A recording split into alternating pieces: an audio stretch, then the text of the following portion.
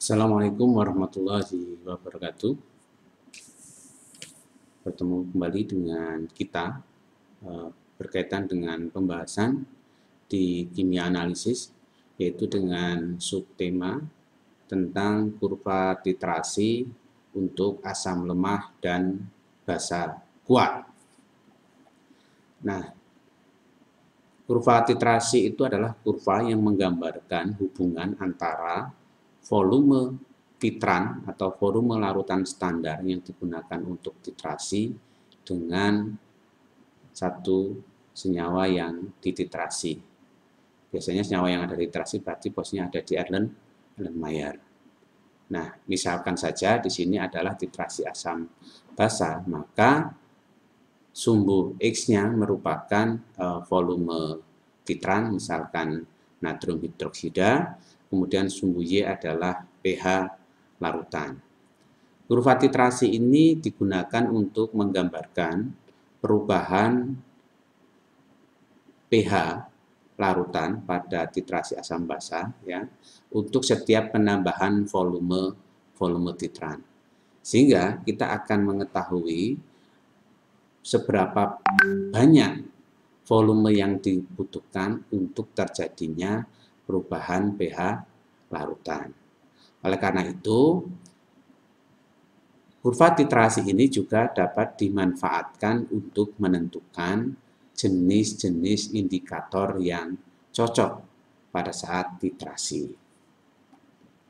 Nah, untuk studi kasus berkaitan dengan kurva titrasi asam lemah basa kuat, kita akan mencoba menghitung pH suatu larutan di mana terjadi pencampuran antara asam asetat dengan volume 25 ml dengan konsentrasi 0,1 molar, di mana nilai Ka atau konstanta kesetimbangan asam asetatnya itu sebesar 1,8 kali 10 pangkat minus 5 yang dititrasi dengan larutan natrium hidroksida 0,1 molar.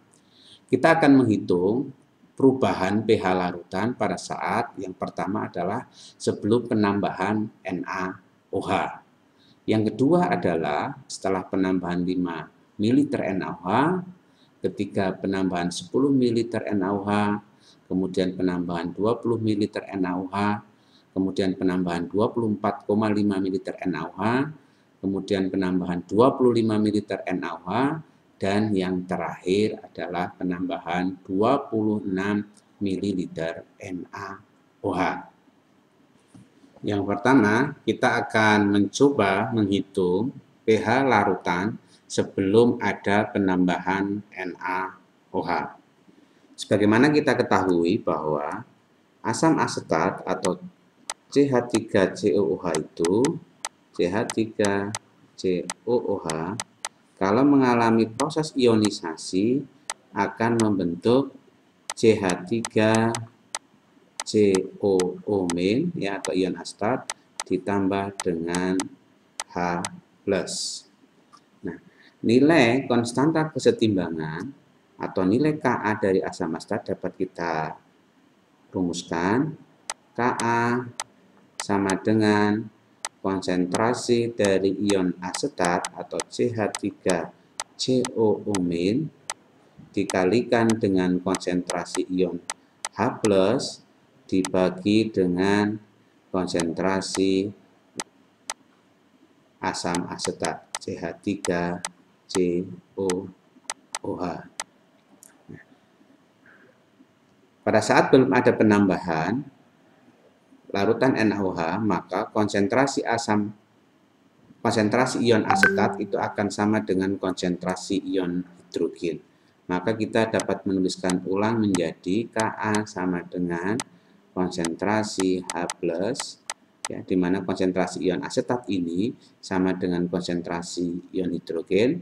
Maka akan kita tuliskan konsentrasi H+ dikalikan dengan konsentrasi ion H+ atau ion hidrogen dibagi dengan konsentrasi asam asetat CH3COOH. Sehingga kita bisa rumuskan ulang ya. Ka dikalikan dengan konsentrasi asam asetat CH3COOH itu sama dengan konsentrasi ion hidrogen kuadrat.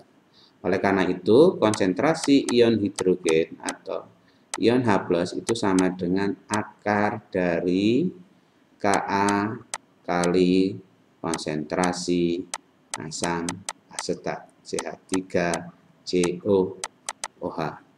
Nah, sehingga kita dapat menghitung konsentrasi H+-nya. Konsentrasi H+ sama dengan akar dari Ka, yaitu 1,8 kali 10 pangkat minus 5 dikalikan konsentrasi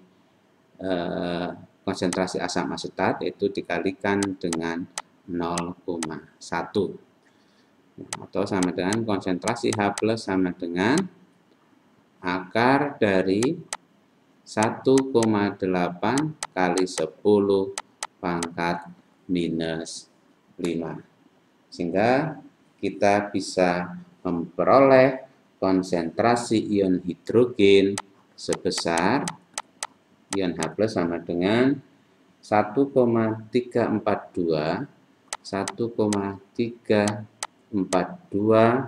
kali 10 pangkat minus 3 kali 10 pangkat minus 3.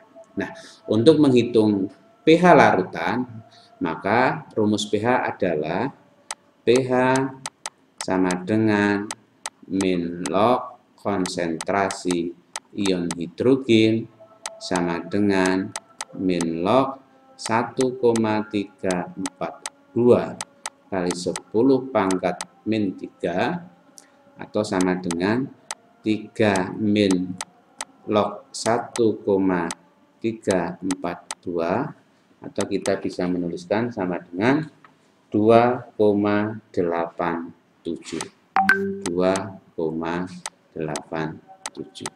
Sehingga sebelum ada penambahan larutan NaOH, pada awalnya konsentrasi asam asetat sebesar pH-nya sebesar 2,87 untuk konsentrasi sebesar 0,1 molar. Berikutnya untuk penambahan 5 ml NaOH. Langkah-langkah yang perlu kita lakukan adalah kita perlu menuliskan reaksi terlebih dahulu antara asam asetat dengan NaOH. Kita bisa menuliskan asam asetat CH3COOH plus NaOH akan menghasilkan CH3COONA yang merupakan garam asetat ya, ditambah dengan H2O. Nah, kita bisa memulainya dengan menuliskan mula-mula di sini. Mula-mula yang dihitung adalah jumlah mol baik asam asetat maupun NaOH. Mula-mula asam asetatnya sebanyak 25 ml dengan konsentrasi 0,1 molar, maka jumlah mol dari asam asetat sebesar 2,5 milimol.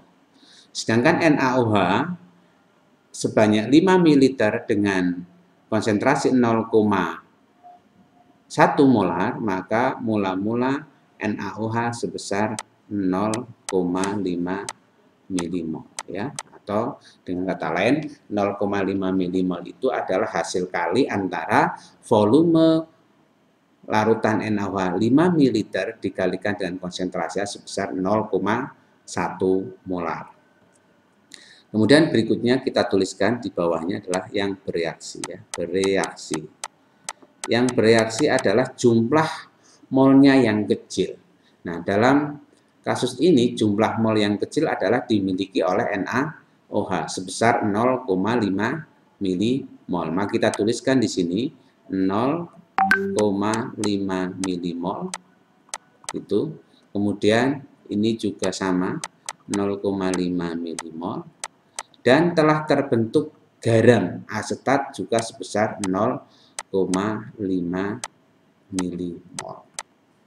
Sehingga kita di akhir ya, sisanya kita bisa menentukan dengan mengurangi ya, sisa. Untuk asam asetat sisanya adalah 2,5 milimol dikurangi 0,5 mol menjadi 2 milimol. Sedangkan untuk NaOH 0,5 milimol dikurangi 0,5 milimol habis. Sedangkan untuk untuk garam asetat yang terbentuk sebesar 0,5 milimol. Nah, jika kita perhatikan di sini ada sisa dari asam asetat, ya ini sisa dari asam asetat yang merupakan asam lemah, dan garam yang terbentuk, ya garam yang terbentuk dari asam lemah dan basa, yaitu CH3CONA, maka ini akan bercampur. Ketika campuran asam asetat dan garamnya, maka ini dapat ditentukan untuk menghitung pH larutan penyangga atau pH larutan buffer. Nah, langkah-langkah dalam proses perhitungan kita akan memulainya dari konstanta kesetimbangan asam ya. Kita akan coba melalui dari Ka. Sebagaimana pada saat sebelum penambahan larutan NaOH kita bisa menuliskan bahwa Ka itu sama dengan konsentrasi dari CH3COO- ya dikalikan dengan konsentrasi H+ dibagi dengan konsentrasi asam asetat CH3COOH. Nah, karena sudah ada garam yang terbentuk CH3COONA ini, maka ini kan CH3COONA kalau dia terurai akan menjadi CH3COO- dan Na+. Sehingga ini merupakan basa konjugat ya dari reaksi antara asam asetat dan NaOH. Maka ini juga konsentrasi dari ion asetat akan sama dengan konsentrasi dari garam asetat yang terbentuk. Maka kita bisa menuliskan konsentrasi H+-nya ya, konsentrasi H+ atau ion hidrogennya sama dengan Ka kali konsentrasi asamnya CH3COOH dibagi dengan konsentrasi CH3COO- ya. Atau dalam hal ini CH3COO- juga bisa langsung dinyatakan sebagai konsentrasi dari garam asetat ya. Maka kita dapat melakukan perhitungan di sini ya. Kita coba lakukan perhitungan untuk menghitung konsentrasi H+-nya. Konsentrasi H+ atau ion hidrogen sama dengan 1,8 kali 10 pangkat min 5 kalikan konsentrasi asam asetat, yaitu berarti konsentrasi asam asetat adalah jumlah mol tersisa dibagi dengan volume total ya. Jadi jumlah mol sisanya sebesar 2 milimol dibagi dengan jumlah volume total adalah jumlah volume asam asetat ditambah NaOH, berarti menjadi sebesar 30 ml dibagi dengan jumlah mol dari garam ya, garam asetat yang terbentuk ada sebesar 0,5 milimol dibagi dengan volume totalnya juga 30 ml. Kita bisa lihat di sini ada yang sama, yaitu volume akhirnya sebesar 30 ml, maka ini bisa langsung kita coret saja ya. Maka selanjutnya kita bisa menghitung konsentrasi H+ sama dengan 1,8 kali 10 pangkat minus 5 dikalikan 2 milimol dibagi 0,5 milimol. Maka kita akan mendapatkan nilai dari konsentrasi ion hidrogen sebesar 7,2 kali 10 pangkat minus 5. 7,2 kali 10 pangkat min 5. Sehingga kita juga selanjutnya dapat menentukan pH larutan, ya.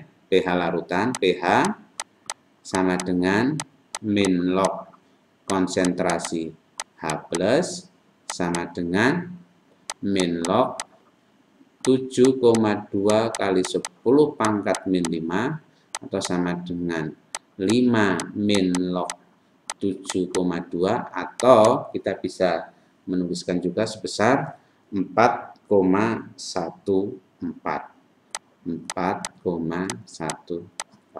Jadi setelah penambahan 5 ml terbentuk pH buffer dengan pH larutan sebesar 4,14. Nah, dengan cara yang sama sebagaimana pada penambahan 5 ml NaOH, maka kita dapat menghitung pH larutan setelah penambahan 10 ml, 20 ml, dan 24,5 ml. Kita akan mendapatkan untuk yang pH 10 ml itu diperoleh pH-nya sebesar 4,57. Kemudian untuk yang penambahan 20 ml kita akan mendapatkan pH 5,35. Sedangkan untuk penambahan 24,5 ml NaOH kita mendapatkan pH larutan sebesar 6,43. Berikutnya adalah untuk penambahan 25 ml. Kita akan mencoba untuk penambahan 25 ml ini dengan memulai reaksi antara asam asetat dengan NaOH. Kita coba tuliskan reaksinya adalah CH3COOH plus NaOH, ya. Kemudian menjadi CH3COONa plus H2O, ya. Kita coba tulis di sini kembali mula-mula sebanyak 25 ml asam asetat ketika konsentrasinya 0,1 ini masih 2,5 mmol. Yang NaOH ketika 25 ml dengan konsentrasinya 0,1 ini juga mula-mula 2,5 mmol. Kemudian yang bereaksi, kita tulis bereaksi, karena sama antara asam asetat dan NaOH jumlah milimolnya, maka kita tulis semuanya sama 2,5 mmol. Yang NaOH juga 2,5 mmol. Dan untuk asam atau garam dari asam asetat atau natrium asetat juga terbentuk sebesar 2,5 mmol. Sehingga terakhir sisa dari reaksi ini adalah, kita tuliskan sisanya, tidak ada sisa dari asam asetat ataupun sisa dari NaOH. Tetapi terbentuk garam natrium asetat sebesar 2,5 mmol. Nah, di sini ada garam asetat yaitu garam CH3COONa. Ini adalah garam. Jadi ada garam yang terbentuk berupa garam asetat CH3COONa. Nah, untuk menghitung garam yang terbentuk dari asam lemah dan basa kuat, pH-nya dapat ditentukan dari hidrolisis anion, ya. Kalau sekali lagi kalau garam natrium asetat itu kalau terurai kan menjadi CH3COONa terionisasi menjadi CH3COO- ion asetat ditambah dengan Na+. Sekali lagi perlu saya tegaskan, ketika ada garam yang terbentuk dari asam lemah dan basa kuat, maka anion dari garam dapat mengalami proses hidrolisis. Jadi anionnya adalah CH3COO-. Maka kita tuliskan reaksi hidrolisisnya di sini. CH3COO- plus H2O akan menghasilkan CH3COOH ditambah dengan OH-. Nah, menurut definisi dari Arrhenius bahwa senyawa kimia yang menghasilkan ion OH- ini sifatnya basa atau basa. Oleh karena itu, CH3COO- di sini ini merupakan basa lemah. Karena basa lemah, maka kita dapat menentukan konstanta kesetimbangan basa lemah atau Kb, yaitu Kb, ya, Kb sama dengan konsentrasi CH3COOH dikalikan dengan konsentrasi OH- dibagi dengan konsentrasi CH3COO-. Karena konsentrasi OH- dan konsentrasi asam asetat itu sama, maka kita juga bisa menuliskan ulang, yaitu konsentrasi OH- dikalikan dengan konsentrasi OH- dibagi dengan konsentrasi CH3COO-. Oleh karena itu, kita dapat menuliskan, ya, kita tuliskan di sebelah sini, Kb itu Kb sama dengan konsentrasi OH- kuadrat dibagi dengan konsentrasi CH3COO-. Kita dapat menuliskan kembali konsentrasi OH- sama dengan akar dari Kb kalikan konsentrasi CH3COO-. Nah, nilai Kb sendiri merupakan hasil pembagian antara nilai konstanta kesetimbangan untuk air dibagi dengan konstanta kesetimbangan asam atau nilai Kw per Ka. Sehingga kita juga bisa menuliskan konsentrasi OH- itu sama dengan akar kuadrat dari Kw per Ka kali konsentrasi CH3COO-. Sehingga kita bisa melanjutkan perhitungannya, kita dapat menghitung nilai konsentrasi OH- di sini. OH- sama dengan akar kuadrat dari Kw adalah 10 pangkat min 14 dibagi dengan 1,8 kali 10 pangkat min 5 dikalikan dengan 2,5 milimol dibagi dengan 50 mililiter, ya. Karena konsentrasi ion asetat atau garam dari asam asetat itu adalah jumlah mol yang terbentuk dibagi dengan volume total. Sehingga kita bisa memperoleh konsentrasi dari OH- itu sebesar 5,27 kali 10 pangkat minus 6, ya.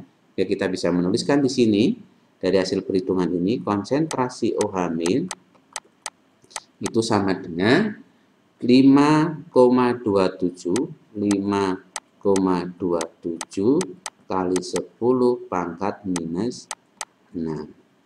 Karena ini konsentrasi ion hidroksida, maka kita bisa menentukan pOH-nya.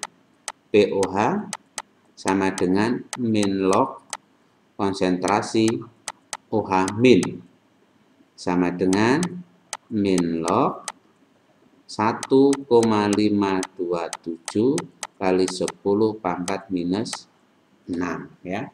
Kali 10 pangkat minus 6.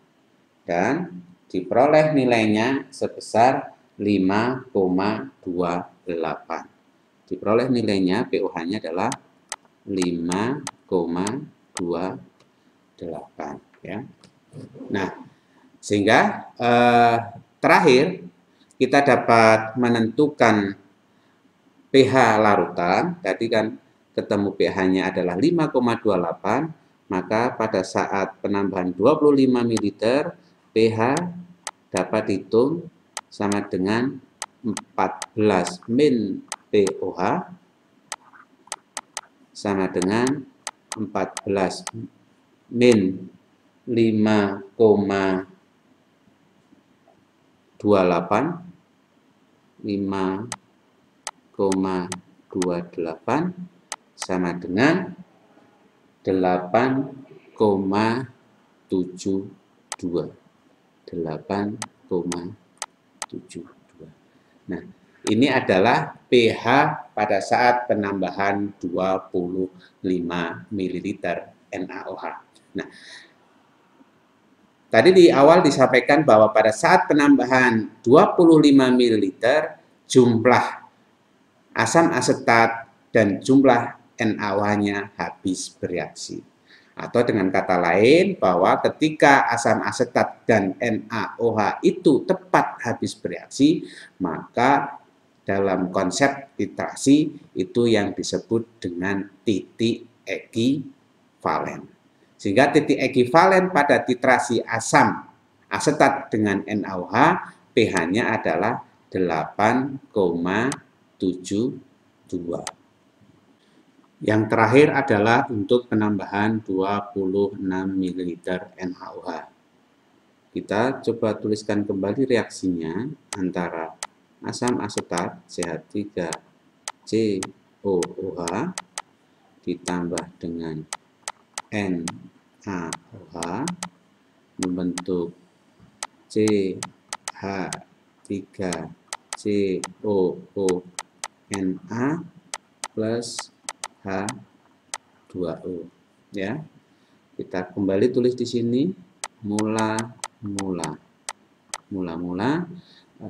asam asetatnya adalah seperti sebelumnya yaitu sebesar 2,5 milimol.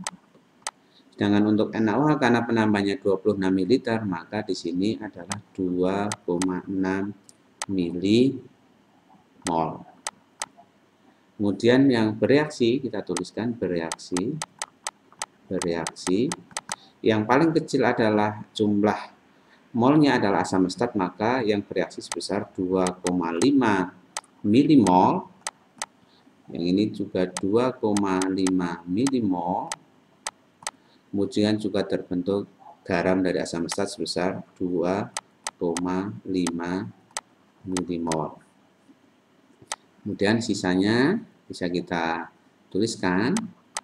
Sisa untuk asam asetat habis bereaksi, sedangkan NaOH ada sisa hasil reaksi sebesar 0,1 milimol, juga terbentuk garam dari asam asetat sebesar 2,5 milimol. Dari hasil reaksi ini terlihat bahwa ada sisa NaOH sebesar 0,1 milimol. Jika asam lemah bereaksi dengan basa kuat dan sisanya adalah basa kuat, maka penentuan pH itu didasarkan pada pH basa kuat. Oleh karena itu kita bisa langsung menentukan nilai dari konsentrasi NaOH yang tersisa, yaitu adalah sebesar konsentrasi NaOH itu sama dengan jumlah milimol sisa, yaitu sebesar 0,1 milimol dibagi dengan volume total dari larutan. Volume totalnya adalah sebesar 51 ml, di mana volume totalnya merupakan volume dari asam asetat dan ditambah dengan volume NaOH sebesar 51 ml. Sehingga kita bisa memperoleh konsentrasi NaOH itu sebesar 0,0505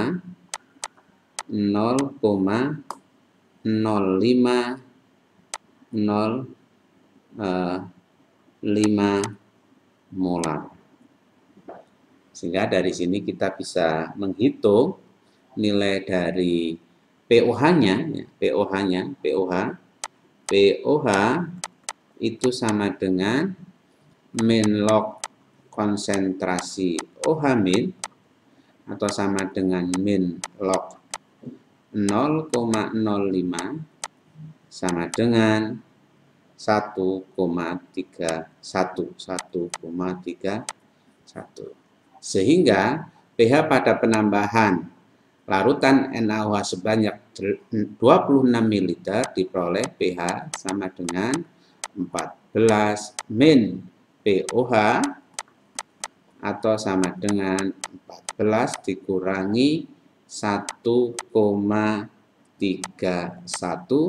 atau sebesar 12,69. Jadi pada saat penambahan 26 ml NaOH diperoleh pH larutan sebesar 12,69.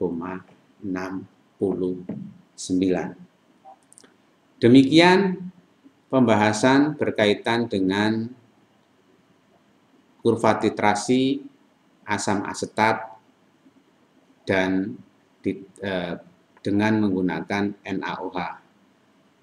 Dan kita bisa menghitung campuran atau perubahan pH pada setiap penambahan volume NaOH untuk setiap 25 ml NaOH dengan konsentrasi 0,1 molar. Demikian pembahasan kali ini, semoga bermanfaat. Saya akhiri, billahi taufiq wal hidayah. Assalamualaikum warahmatullahi wabarakatuh.